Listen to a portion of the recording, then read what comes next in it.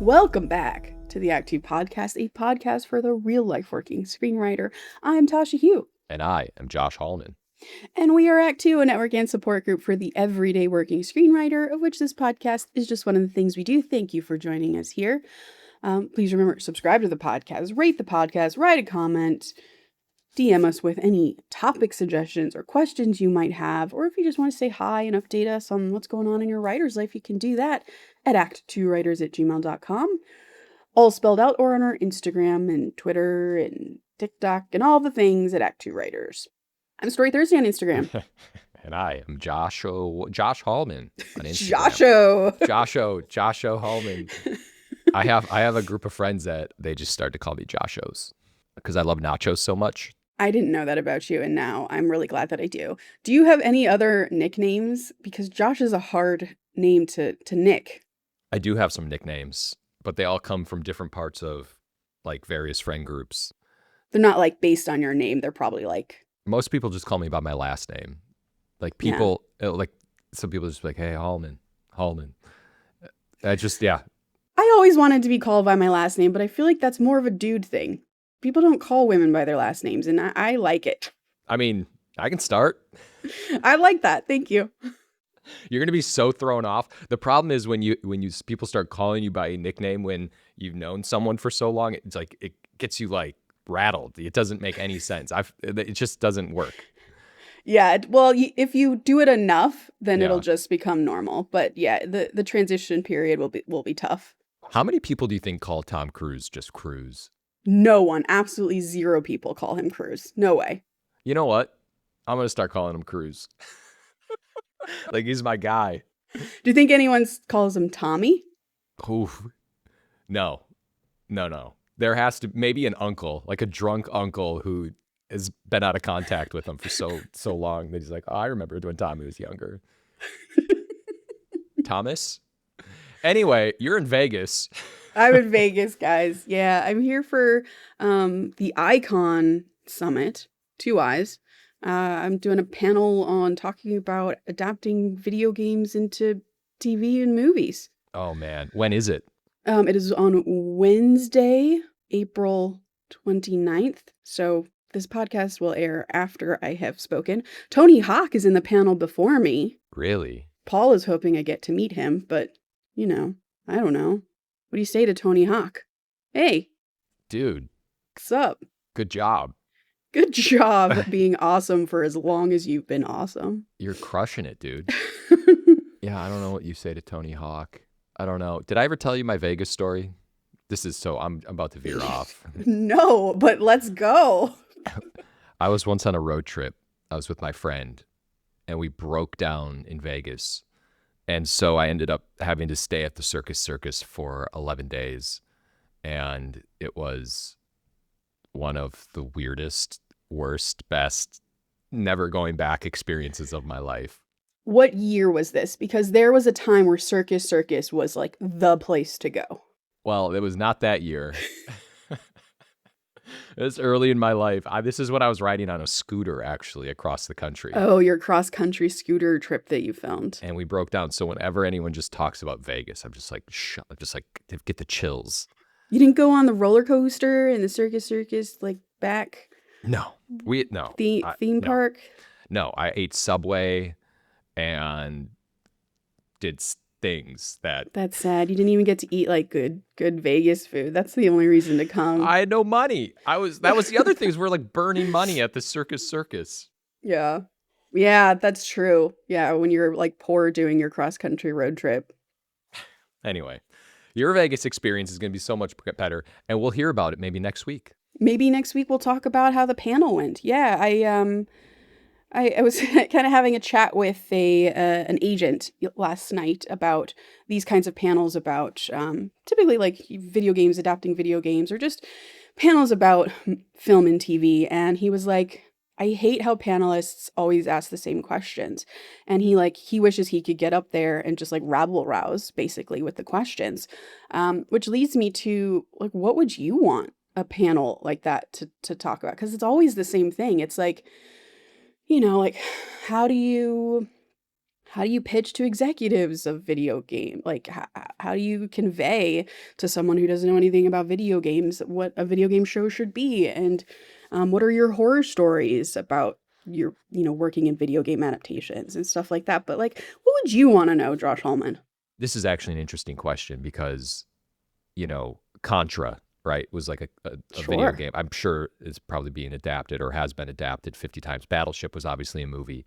And those are the type of things where it's just IP and you're like, well, how do I make this into something cool? It's just a name. Yeah. Like, arguably Barbie is not a video game, of course, but it's kind of the same idea of Barbie's a great example. Someone had a vision, and Barbie was just like the jumping off point, like the platform with which to talk about something that was clearly already burning inside of her. So I guess with video games, it's what's the world, who are the characters, and what's something cool that we can set in here and make it personal. Yeah. None of you can come to this because it'll be in the past, but if you happen to be at this, Go say hi go to say Tasha. hi. Let us know how she did. Write in. Let us know. Do you have any this week's in writings, Josh Hallman, before we jump into our topic? I could say one thing. Okay, let's go.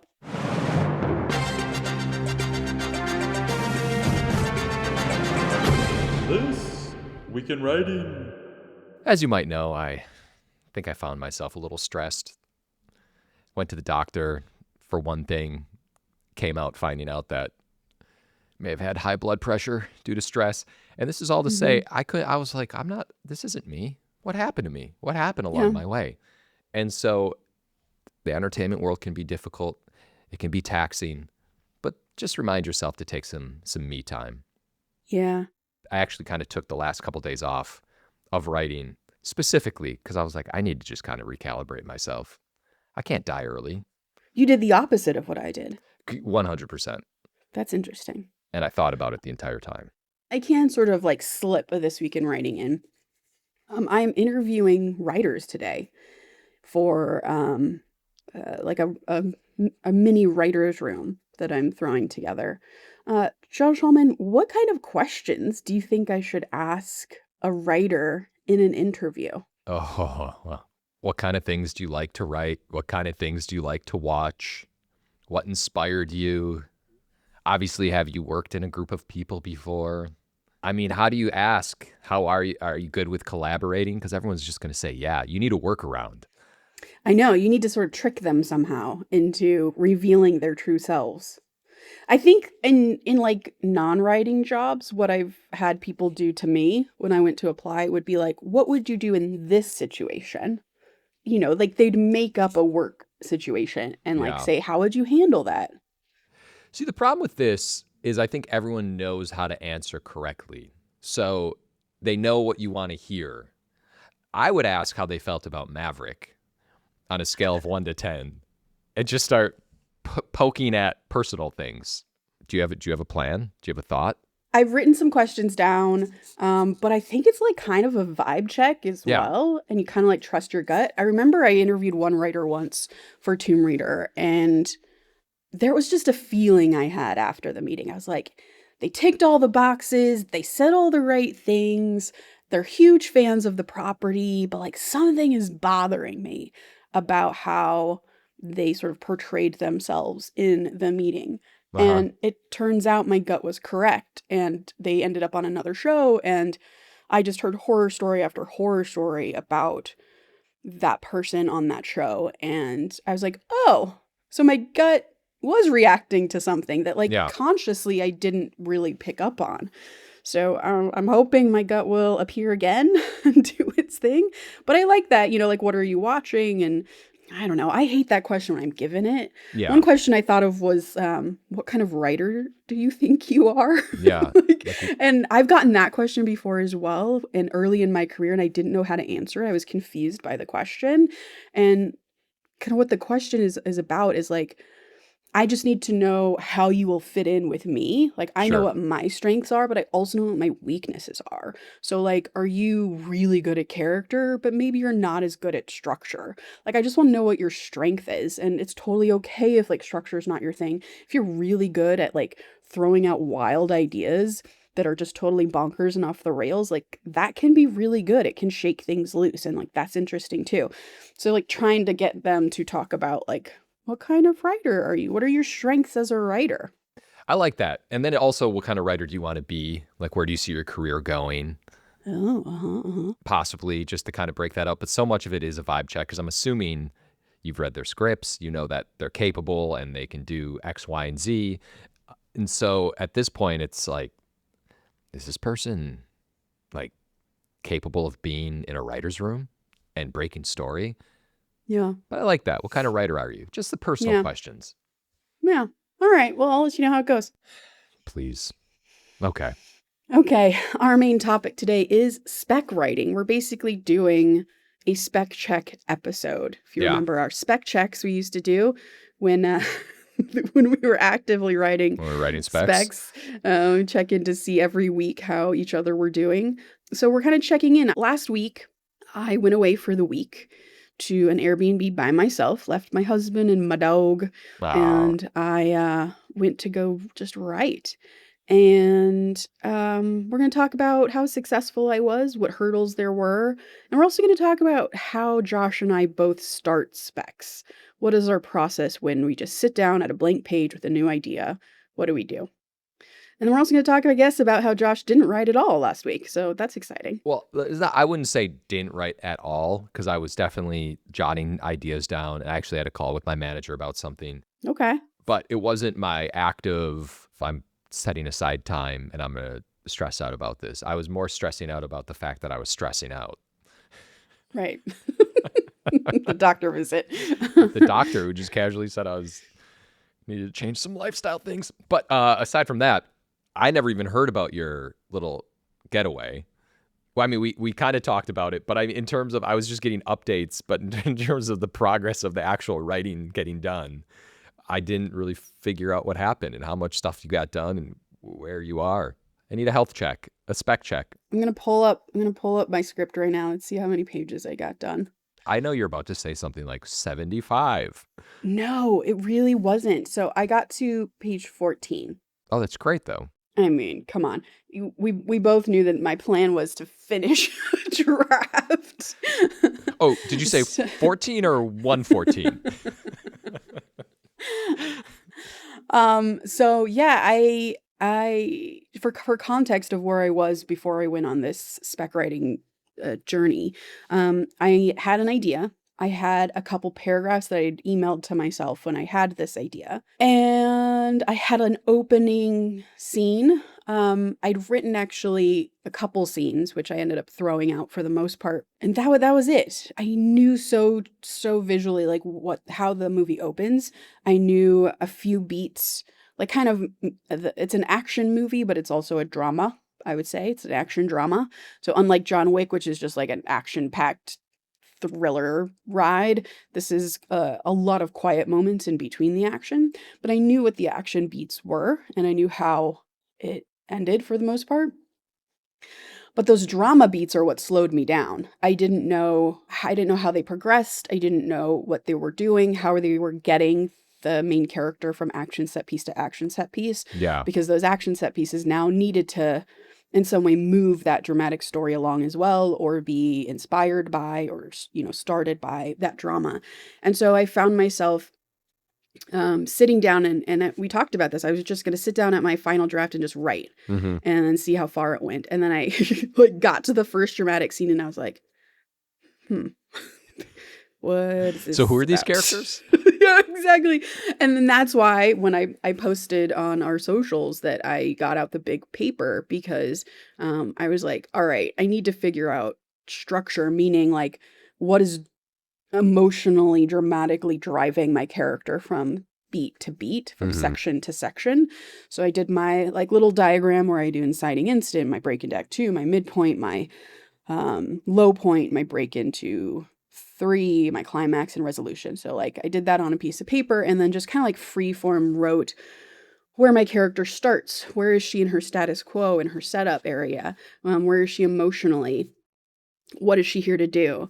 And then the inciting incident is meeting this guy across the street who basically to sort of give some better context, it is a revenge story. A woman has moved to a new town. She's opened a store, and she's here to get revenge on the people who killed her family. But along the way, she unexpectedly becomes friends with the guy who runs the coffee shop across the street.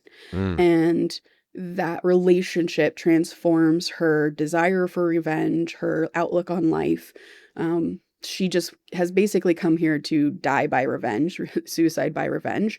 And he gives her a new purpose in life, which is a very big dramatic thing to happen over the course of a movie. Yeah. And so it was no wonder I found myself getting to that first scene where they meet and being like, well, fuck, what does she need to hear in this moment to start her on this journey? And so I did a lot of good work. I think I ended up just writing a lot in a document, just like free flowing typing on grief. And what is grief? What is her grief specifically? How does it come out? How does she feel about things? Why is she so closed off? And then how does this person across the street listen to her in a way that starts to bring out her pain and starts to heal her pain? And it was just a lot of that back and forth. So a lot of good work was done, but not a lot of pages were done. Can I offer a silver lining? Yeah, please.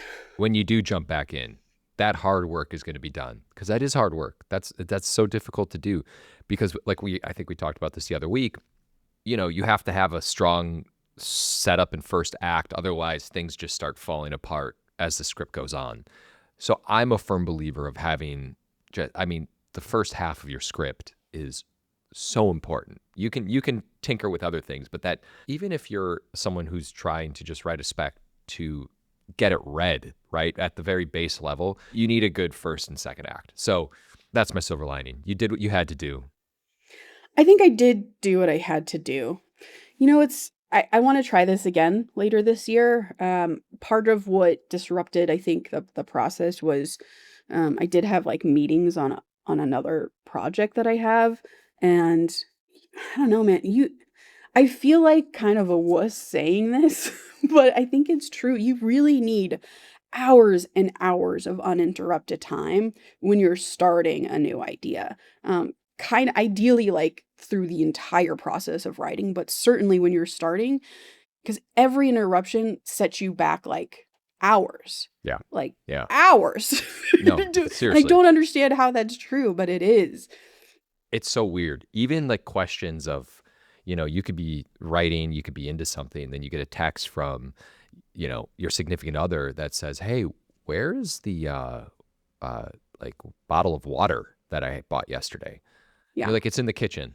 No, I don't see it in the kitchen. You're like, it's in there. And then you like get up and go look for it, or you are texting back and forth, and it's these little things that, obviously a bottle of water is the smallest example, but these really weird things that can happen just throw you off. And that is the base level. And then imagine if your mom calls you and is like, hey, my car's acting funny. And you're like, right. Okay, well, do you need help, or like, oh, hey. Are you stranded? Do you need me to call someone? Right. No, totally. and now that's the next hour. And now, fuck, I'm hungry. Now I got to go do that. Oh, and I didn't bring food? Oh, man, I have to go get some food from somewhere. Do I have to order it? Oh, now I have to wait and hear the person drop the food off at my door. Do I have to go in and make it? It's just your day's done. Your day's done. Why even bother at that point? And for a few of the days, I had a meeting like in the morning, and so like that was the worst, because I thought I'll have this 8 to 9 a.m. meeting and then I'll have the whole day to write. But actually what happened is I had an 8 to 9 o'clock meeting, and then I was just thinking about that meeting for hours. The things that were spoken about in that meeting. Should I start writing something based on what those notes were in the meeting? Like, what should I do? And then, cut to after lunch, and I haven't even really put a lot of attention into this spec. So point being, to genuinely do this well, I think you really have to shut out every other thing. And I tried. I really did try. I just had meetings on this one project, and that was it. I pushed everything else to the following week, and yet it was not uninterrupted time. It's fine. It's fine. It's all good. Yeah, I still did work. Still did it. So over the past week, I'm currently writing a spec, which you've read the first act of, and I'm only about halfway through, and I should be a lot farther through this script, I think. You think so? I do. I feel like I just read your Act One. That was like 2 weeks ago. Okay. But something ended up happening where I I was chatting with my manager and I had spitballed an idea that he really liked. Then I wrote a quick little blurb about it, and then he called me and gave me his thoughts. And basically, I'm going to power through and finish my one thing. And then in the future, I have another thing just lined up waiting to go. But that's another thing that can happen when you're starting a new idea is Right. you get distracted by another new idea. And that happened to me last week as well, where, God, you guys, you've heard me just talk and talk about this book adaptation I'm writing. I'm finally fucking done, Josh Hallman. You know what I'm talking about because Congratulations. you've read it. Yeah, well, it's been months. It's been months since I said I was actually done. But that came up last week as well, like a final polish. And that's half a day. That's half a day gone because you're Gone. thinking about another idea. And Yeah. even if it's just a little bit of work on it, the headspace you have to get yourself into and then like the decompression from that headspace just takes up a lot of time. And by the way, yes, the decompression, it's exhausting to write sometimes where you're physically and emotionally drained. It's as if you just ran a marathon.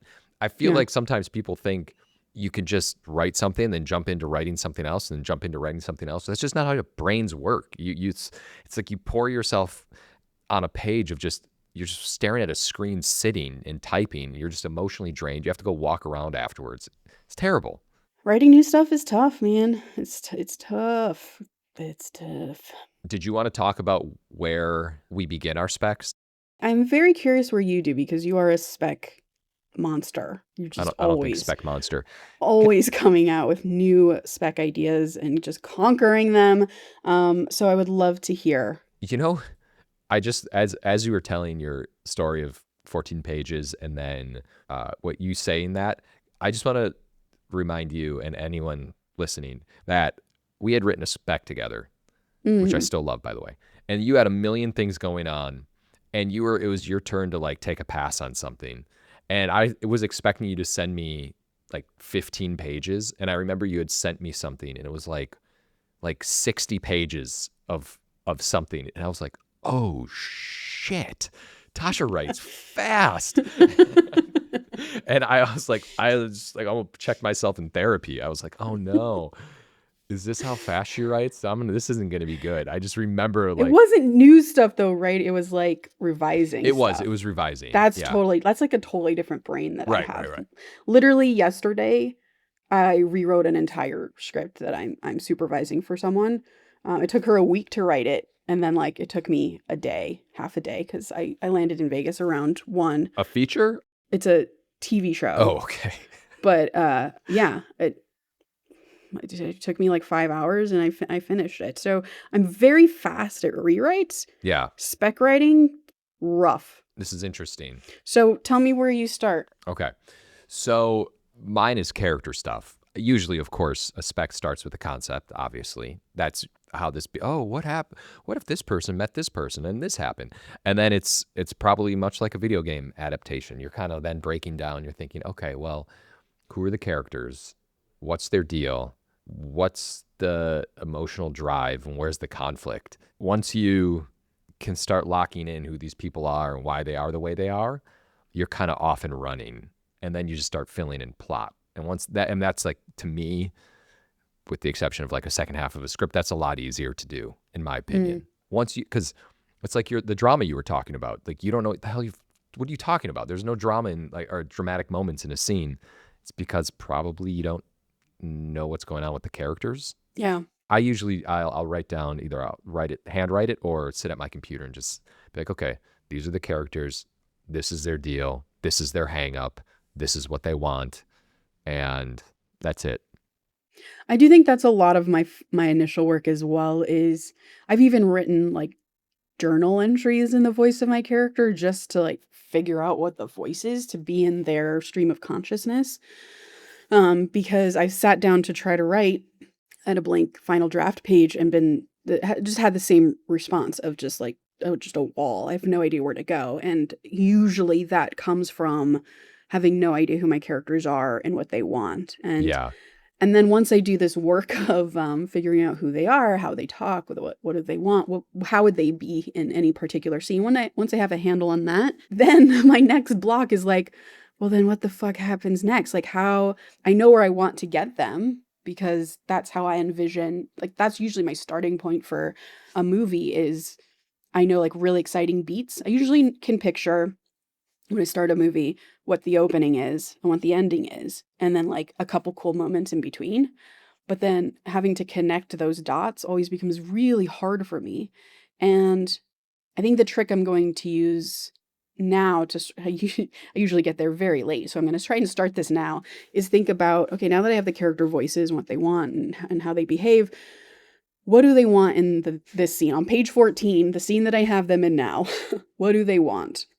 And then how does that scene progress given that they want different things? Okay, now the next scene, what do they want? Yeah. And maybe just kind of progress that way. Yeah, it's interesting. I get hung up on that too, because oftentimes I'll just try to power through, especially on a first draft. I'm like, let me just get this out. And then you're writing the scene. You're like writing a 5-page scene that goes nowhere. So that is very important. But I'm also a big advocate of just writing it and getting it out and just making sure it's all just like thrown out on paper.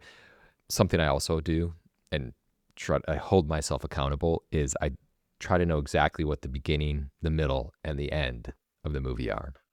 Oh, so you figure out the midpoint pretty quickly. I try to. It's always the beginning and end.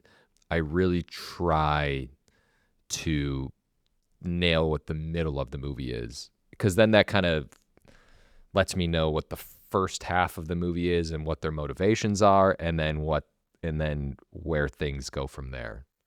Yeah, because at the midpoint there's going to be some kind of turn.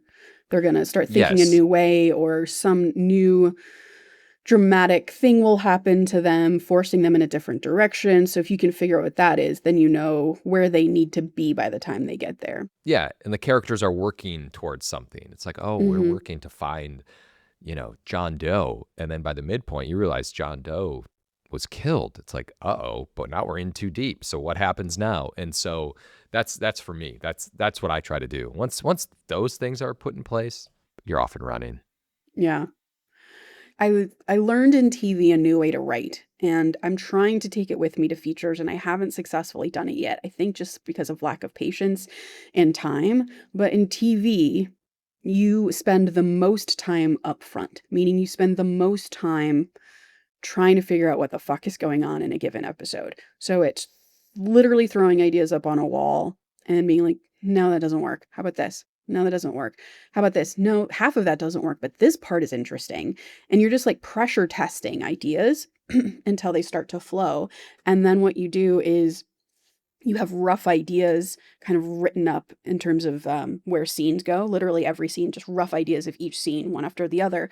And then you start to hone in on the scene. Now that you have the rough versions, you go in and go, okay, this scene right after page 14, I said it was going to be this. Let's dive into that more. What exactly is it going to look like? What happens in this scene? And then you start to just get more and more detailed. And then you finally put together an outline that is, you literally will write your outline in final draft. And you'll have a scene heading, and it'll be just a paragraph or two about what happens in that scene, and so on. So you basically have written the entire script by the time you finish the outline, just in prose form. And so then when you get to the script, it's just so fast. It's so much easier. And I'm thinking, I know we talked about not outlining when we started first talking about me doing my spec week, but I might try this, Josh, because it really makes writing so much easier. I've done it based off of you doing that. Yeah. I remember when I first saw that in a like a final draft format, I thought, oh my God, this is so much easier. Then you're just plugging in and you're just rewriting each scene. Yeah. You know what? I might do a little of that today. Okay. For my second half of my script. Yeah, that might be my job as well today. Okay. As you can tell, we're very tired when it comes to specs, but we're plugging along as well. I will always love specs. I will always love original ideas more than, not more than anything, but I love reading them. I love seeing them. I love when they get sold. I love specs. You love specs. And you inspire me to always keep doing them. It's like the purest form. It's the one thing you have control over. Yeah, it is. Until you don't have control over it anymore. What are you? Yes, but then you're on to a new spec. Then you're on to the next control. one, and it's still yeah. Yeah. Anyway, go forth. Go forth and write your spec. Write your spec. Give us an update. I want to talk more about specs. Maybe we'll lean into more of it throughout next couple episodes. I am curious what other people might have as questions about specs. If you are starting a spec, if you have started a spec, if you're currently writing a spec, and you have questions about any part of your process, please let us know. We'd love to talk about it. We love talking about specs. All right, I'm going to take us out with the quote of the day. Do it. There is no greater agony than bearing an untold story inside you. Maya Angelou. Please remember to rate and subscribe. Follow us at ActTwoWriters for more awesome writing stuff. You can follow me, Tasha at Story Thursday on Instagram. And I am Josh Hallman on Instagram. And as always, the Act Two podcast is a production of Act Two, a network and support group for the everyday working screenwriter. This episode was edited by Paul Lundquist.